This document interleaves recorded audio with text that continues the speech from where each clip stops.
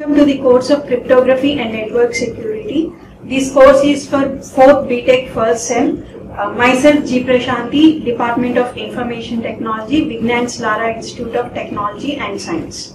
Okay. So in today's class, we will be studying about linear Diophantine equation and some introduction about the modular operator. Okay. So in previous class we have already seen like what is linear Diophantine equation. Okay, so it is like application of your extended Euclidean algorithm. Okay, so here linear Diophantine equation of two variables is given as ax plus by equal to c. Okay, the linear Diophantine equation is given as ax plus by equal to c, and we have to find the integer values. So here we have to solve this equation and we have to find the values x and y. Okay, so we have to find the values x and y such that they satisfy the equation.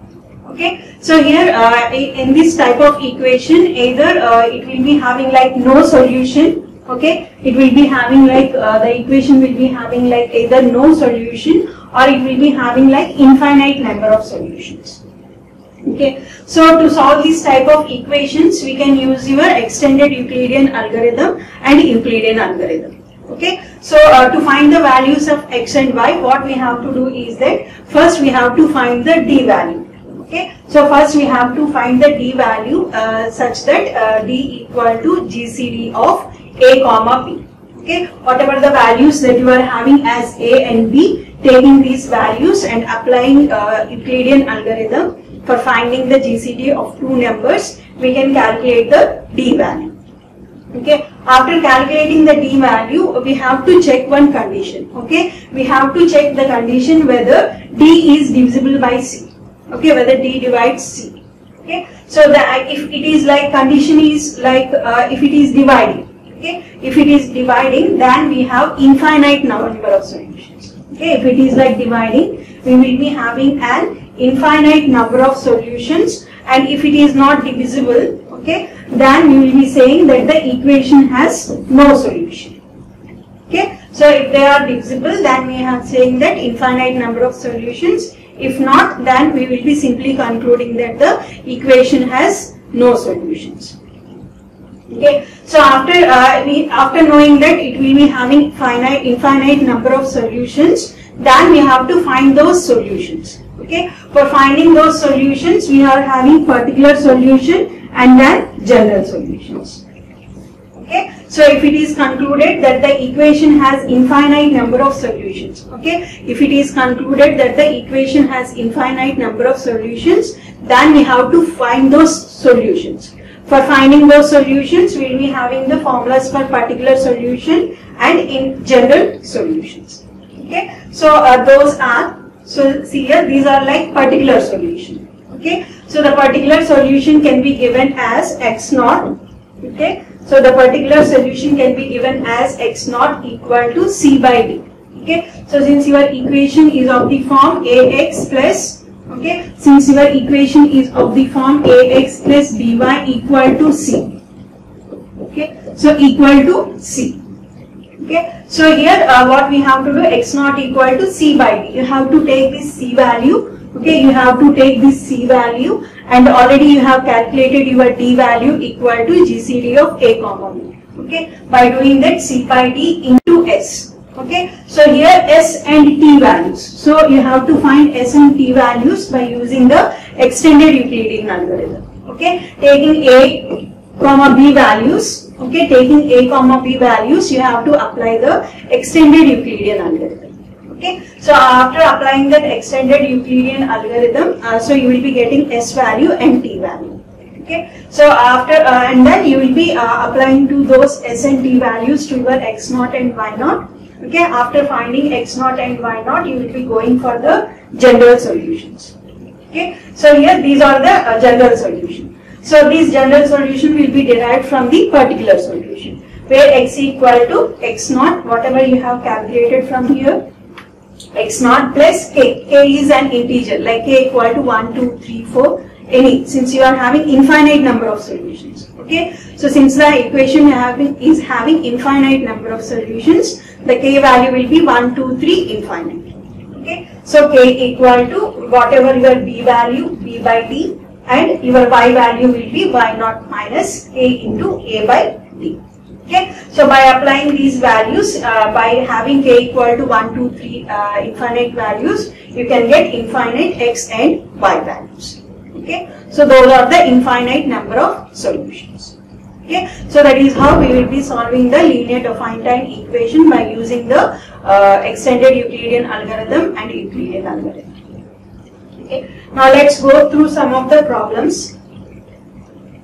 Okay, so first example. So here the first example is find the particular and general solutions to the equation. So here our equation is 21x plus 14y equal to 35. Okay, so which is of the form, okay, so which is of the form ax plus by equal to c. Okay, so which is of the form ax plus by equal to c. So here already we have studied that. So already we have said that. So to find the solution, first what we have to calculate? We have to calculate d. Okay, so we have to calculate d. So how to calculate that d? D equal to GCD of a comma b. Okay, so that is 21 comma 14. So you can apply your extended Euclidean algorithm and you can get your d value. So here GCD of 21 comma 14 is 7. Okay, so you have obtained the d value. After obtaining the d value, next you have to check whether d is dividing c or not. Okay, so now you have to check whether d is dividing c or not. So that is 7 divided by 35. Since you are having 7 into 5, 35. So that is 35 divided by 35. Okay, since it is divided. Okay, so since it is like divisible, then we will be coming to an conclusion that it is having infinite number of solutions. Okay, so that means that it is having, since it is condition is true. Since here the condition is true, it is having infinite number of solutions. Okay, so now you have to determine those infinite number of solutions. Okay, so here to simplify that equation, what we have done is that we will be dividing both sides by 7. Okay, and then you will be getting 3x plus 2y equal to 5. After that we have to find the s and t values. Okay. Now we have to find the s and t values. That s and t values that you can determine by using the extended Euclidean algorithm. Okay, so here your a will be equal to, a is equal to 3 and b equal to 2. Okay, by using these two we can apply the we will be applying the extended Euclidean algorithm and we will be getting the s and t values. Okay, so already you know how to calculate the values. So we will be having like a quotient q. Okay, so r1, r2, and then we will be having r, s1, s2, and s, t1, t2, t. Okay, so where here r1 will be 3 and your r2 will be 2. Okay, and similarly this is like s1 is initialized to 1, s2 is initialized to 0. So and similarly t1, t2 initialized to 0 and 1. Okay, so now what we have to do, we will be dividing 3 by 2. So when we divide 3 by 2, you will be getting a, so you will be getting a quotient of 1 and remainder of 1. Okay, so after that you will be calculating your s. How you will be calculating your s? S equal to s1 minus q into s2. Okay, so that means 1 minus 1 into 0. So that means you will be getting again 1 here. Okay. So here S1 is 1, 1 minus your Q. What is your Q? Q is 1. 1 into, so what is your S2? S2 is 0. So that means that this part will be giving me 0. That is 1 minus 0. So that is 1. Okay. So similarly here also T equal to T1 minus Q into T2. So what is your T1? T1 is 0 minus your Q is equal to 1. 1 into T2 is 1. So that means minus 1. Okay. So in this way you will be doing like, so again you will be doing like this 2 and then again 1. Okay. So you will be dividing 2 by 1. So again you will be getting quotient as 2 and you will be getting remainder as 0. Okay, so again you will be doing a shift operation, that is your 0 and then you will be getting 1 here. So again T2 is 1 and T will be equal to minus 1. Okay, so here again you have to calculate your S value. Okay, so S equal to S1 minus Q into S2. So your S1 is 0, 0 minus Q. So Q is 2. Okay, 2 into 1, that is your minus 2. Okay, so similarly T. So T equal to T1. T1 is 1. 1 minus, okay, so 1 minus, what is your Q? Q is 2. 2 into minus 1. So that is equal to minus into minus plus 1 plus 2, that is equal to 3. Okay, so again you will be doing the shift operation, that is here 1 and then you will be getting here 0. Okay, so again you will be doing 1 and here again you will be getting minus 2. Okay, so similarly here also minus 1 and then 3. Okay, see here, since your R2 is 0, okay, since your R2 equal to 0, we can stop here. Okay, we can stop here and we can conclude that GCD. So we can conclude that GCD of that 3, 2 is equal to 1. Okay, this is your GCD. And what are your S value? So S value is equal to S1. Okay, so here S value is equal to S1. So what is your S1 value? The S1 value is 1. So your S equal to 1. Okay, and similarly T value. So T is equal to T1. Okay, so T equal to T1. So here your T is equal to 1. Okay, so in that way, by using the extended Euclidean algorithm, you will be finding the S value. Okay, so here you will be finding your S value. This is your S value, and then you will be finding your T value also. Okay, so S value is 1. So that is S value is 1 and your T value is minus 1. Okay, so here by using that you will be calculating your S value, T value, and after that simply you have to apply in your particular solution. Okay, so since already you know your S value is 1, T is equal to minus 1, and since your C value is 35 and your D value is 7. Okay, by using all these value we will be applying your particular solution. Okay, okay, so that is the particular solution. Okay, so here in particular solution, what is your particular solution? Says x0 equal to C by D into S, and similarly your y0 equal to C by D into T. Okay, so here C. So what is your C? C is 35. 35 by 7 into S value. S value is 1. Already we have derived S value is 1. And similarly y0. So your y0 equal to 35 by 7. T is minus 1. Already we have derived your T minus 1. So applying that you will be getting 7, 5, 35, 7 in 5 into 1 and your y0 equal to 5 into minus 1. That is equal to 5 and this is equal to minus 1. Okay, so these are your x0 values and this is your x0 value and this is your y0 value. Okay, so after finding this particular solution, we have to find the general solution. Okay, so where general solution says that x equal to x0 plus b by d. Okay, b by d into k. Okay, b by d into k. Since your x0 is equal to 5, 5 plus. So b, what is your b? B is 14. 14 by 7 into k. Okay, so that is equal to 5 plus 7 by 2. That is 2. 2 into k. Okay, 5 plus 2 into k. So that is what we have got here. Okay, so similarly for this also. So see, y0 equal to your y equal to. Okay, so what is your y equal to y0 minus, okay, y0 minus a by d into k. Okay, so your y0 is minus 5, so minus 5 minus a is 21, so 21 by 7 into k. Okay, so you will be getting like this. So 21 by 7 is 3, so you will be getting y equal to minus 5 minus k into 3. So after finding this, what are the infinite number of solutions? Since k is an integer, you can keep the different values. Okay. So like when k equal to 0. Okay. When k is equal to 0. Okay. When k is equal to 0, you will be getting 5 comma minus 5. Okay. So here when k equal to 0, you will be getting 5. And since this part is 0, you will be getting minus 5.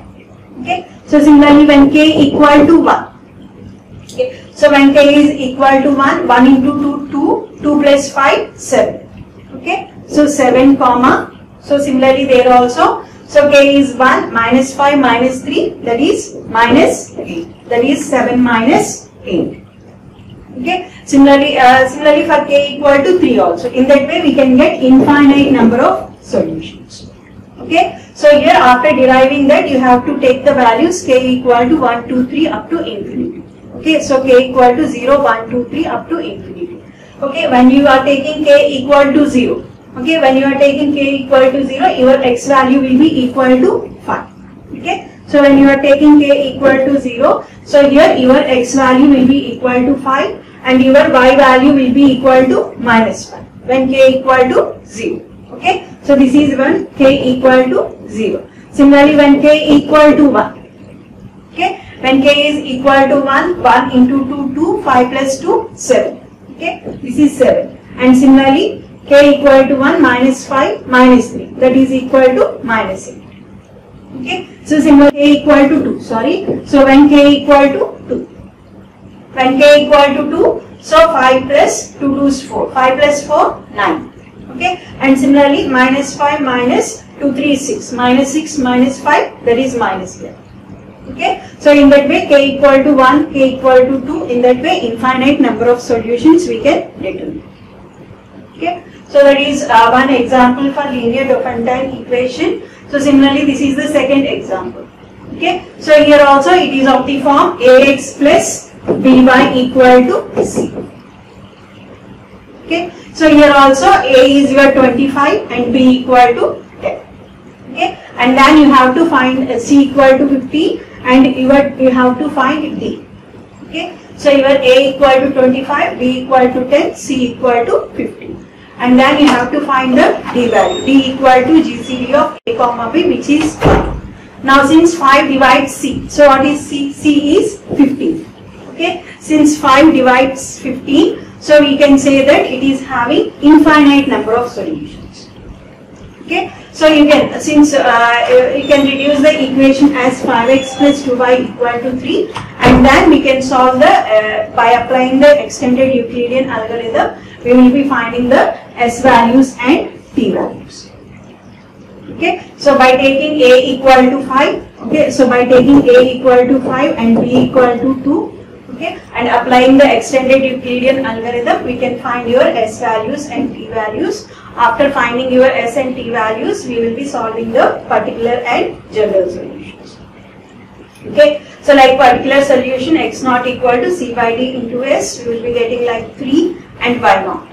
Okay. So and similarly the general solutions. Okay. So for k equal to, we will be writing the infinite solution for k equal to 1, k equal to 2, k equal to 0, k equal to 3, like that.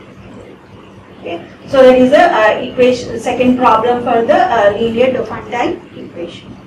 Okay. So this is a linear Diophantine equation, which is it is an equation that can be solved by using the extended Euclidean algorithm. We can find the, okay, where we can find solutions x and y. Okay, where we can find different solutions for x and y by using the Euclidean algorithm. Okay. So next topic is modulo operator. Okay. So the modulo operator is shown as mod. Okay. So it is shown as mod. Okay. So mod operation. The second input n is called modulus and the output is called as the residue. Okay. So modulo operator where, okay, so modulo operator where it is given by mod. Okay, this is your mod. Okay, it is given by the mod operation. Okay. So here we can say like this is the division. Already we have seen your division algorithm. Okay, so this is your division. This is for your division and this is for the mod operation. Okay, so already in previous class we have seen the division relation, where division relation is given as A equal to Q into N plus R. Okay, taking A value and N value. So this is the relation, and from that you will be getting your quotient and R as the non-negative value. Okay, and this is the modulo operator, where in the modulo operator taking A value and N as positive, by applying that modulo operator you have to get the remainder. Okay, this remainder is said to be the residue. Okay, and this should be a non-negative. Okay, even if you get a negative value, then you have to make it a non-negative, or we can say you have to make it a positive value. Okay, even if your residue is you are getting the residue as negative value also, you have to make it as positive. Okay, so so let's see some examples for this modulo operation. Okay, so here 27 mod 5. Okay, so here the first one is 27 mod 5. So already we know that modulo operation takes the remainder. There is no need for us for finding the quotient. Okay, if it is like division, then we require quotient and remainder. Okay, whereas in the modulo operation we require only remainders. Okay, so we can see in your previous. So if it is a division, you will be getting output as quotient and remainder. Okay, so whereas if you take the modulo operation, only the output is residue only, or we can say the remainder is the only output. So similarly, examples. Let's see some examples. First one is 27 mod 5. Okay, so 27 mod 5. When you are dividing 27 by 5, the result remainder is 2. We all know that. So you can divide 27 by 5. Since 5 5 is 25. So and you will be getting a remainder of 2. Okay. So similarly, dividing 36 by 12. Okay, so same example. 12, you can say 12 into 3. Okay, so you will be getting 36. Okay, so the remainder is 0. So here when comes like dividing minus 18 mod 14. Okay, minus 18 by 14. So here when you divide minus 18 by 14, you will be getting a remainder of minus 4. Okay, so that means that 14 into 1, 14. So minus 18 and subtracting with the 14, you will be getting a remainder of minus 4.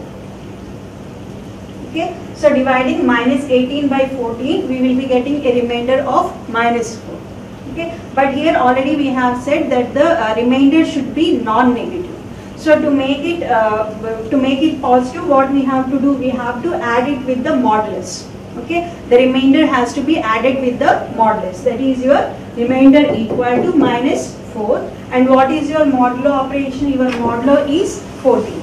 Okay, so minus 4 plus 14 equal to 10. Okay, so that is your remainder, R equal to 10. Okay, so if you by using the modulo operation, if you are getting the remainder as negative, you have to make it as non-negative. Okay, to make it non-negative, what we have to do is that we have to simply add the remainder. Okay, whatever the remainder you will be getting by after doing the division, that remainder is added with the modulus. Okay, so minus 4 plus 14 equal to 10, that is your remainder. Okay, similarly for the D, minus 7 mod 10.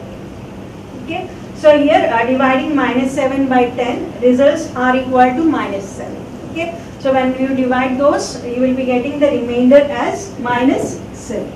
So again it is like negative. So what we have to do, we have to say minus 7 plus, okay, so modulo. What is your modulo operation? Modulo is 10. Okay, so minus 7 plus 10 equal to 3. So that is what you have got, R equal to 3. Okay, so this is your modulo operation. This is said to be the modulo operator. Okay, that is the N. Okay, so in that way, that is about the some examples of modulo operations. Okay, so where in modulo operations you will be getting output as the residue. The only output of the modulo operation is the remainders only. Okay, and the remainder should be non-negative. Okay, even if you get the remainder as the negative also, by adding the modulus value to that remainder, you will be getting, you have to make it as the positive. Okay, so these are the two examples for this.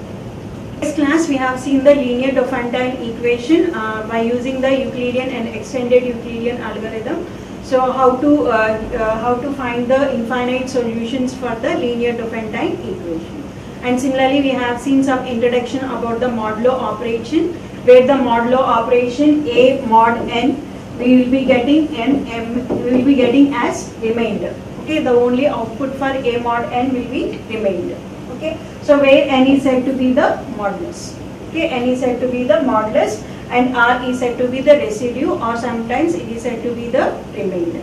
Okay, so that remainder should always be a positive one. So if you get a like negative value also, if you get any negative remainder like minus r, so you can make it positive. You have to make it positive by adding this modulus value. Okay, so by adding this modulus value, you can make the remainder as positive.